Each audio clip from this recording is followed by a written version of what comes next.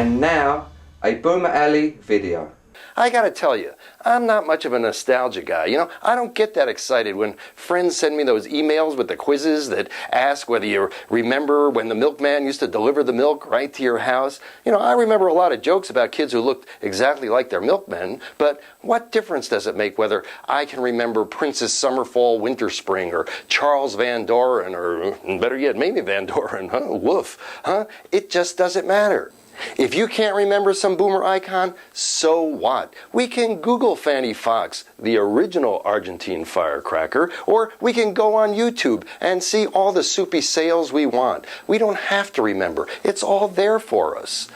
For me, the important memories, the ones you have to really hold on to tightly, they're the personal memories. Remember your first crush? Of course you do. Me, Arlene Fight, first grade. I was crazy about her. She smelled like cigars. I assume her father smoked them. At least I remember hoping that was the case back then. And, you know, a lot of people don't like cigar smoke. But for me, one whiff, phew, I'm right back in Miss Allen's first grade class in PS 20. You want to remember your first slow dance. Arlene Fight, 5th grade. It was at her birthday party. And Billy Dresner told me that if you put your hand high up on a girl's back, it makes it so she has to dance closer to you. You know, I never thanked Billy Dresner back then, so Billy, thank you. Never forget your first heartache. Remember it because it'll remind you, no matter how bad you think things get, now, nothing's as bad as that first heartache. What? Arlene Fight, 8th grade. She decided she liked Freddie Feldman. Freddie Feldman, give me a break. Just because his cousin was one of the Belmonts. I mean, she left me because Freddie shared the tiniest bit of DNA with a guy who went wop-de-wop behind Dion. Freddie Feldman? Arlene, what were you thinking? You know, the important thing is, though, you know, at least I'm over it, you know? The last thing you want to remember, the first time you really made out. I'm talking about really made out, not a little kissy face. I'm talking second base, third base, home run. Oh, yeah. I'm not going to tell you who it was.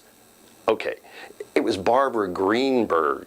You know, it's not like I don't remember. How can I forget? It messed me up for the rest of my life. Because while we were going at it on the couch, Jonathan Winters was on the TV with Jack Parr, and he had one of those tall ashtrays, the ones that used to sit on the floor, and he held it up like he was getting an award. I want to thank the Academy. And then it became a torch in the hand of an angry townsperson. Come on out of there, Dr. Frankenstein.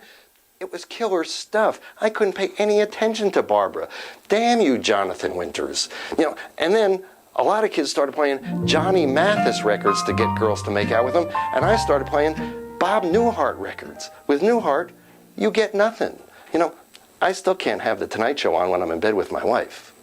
Yeah, it's the personal memories that matter. But this week, there's an exception. This week is the anniversary of a seminal boomer moment, the giant step for mankind.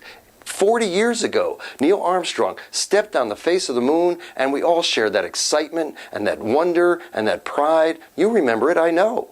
I was in Lexington, Kentucky, in Ed the Head's backyard with my friend Sam, and we were amazed. The moon was full that night. It was spectacular.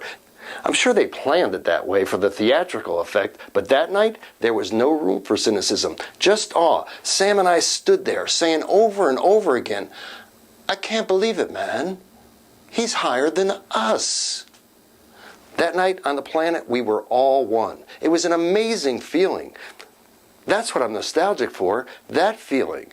I wish we could bring it back. At least that's what I think. Visit Boomer Alley. Let me know what you think. I'm Marc at boomeralley.com. That's one small step for man, one giant leap for mankind.